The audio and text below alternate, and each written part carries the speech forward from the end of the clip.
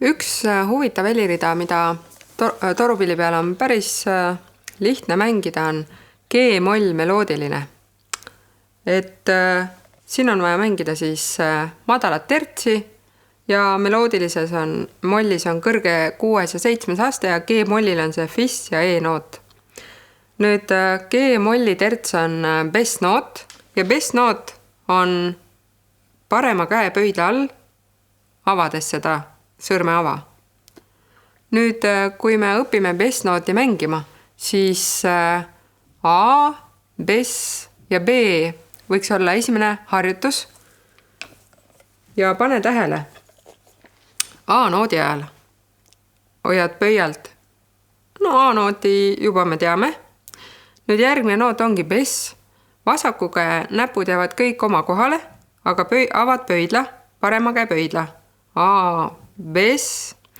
Ja nüüd, kui mängid B-nooti, siis on vaja sulgeda parema käe pöidlaga tema sõrmeava ja samal ajal avada vasaku käe kõige alumine sõrmeava. Hopp. See on siis B. Ja alla tulles jälle sama liigutus. Bess ja A.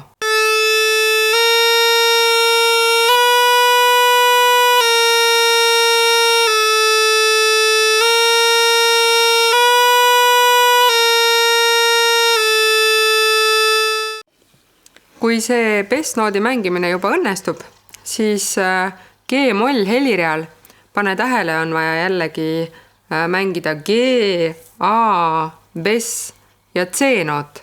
Ja mängime A, bess, C, bess, A.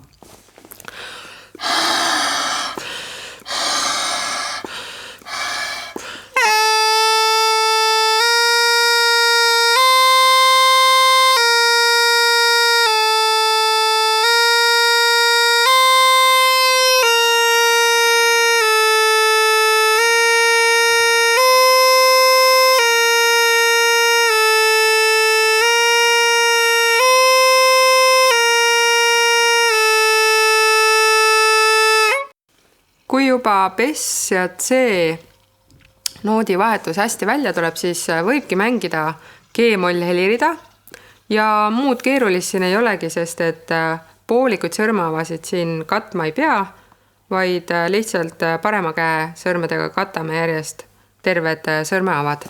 Avame G-burdooni või kui on 2 G-burdooni, siis võib mõlemad avada ja mängime siis G-moll meloodilist helirida.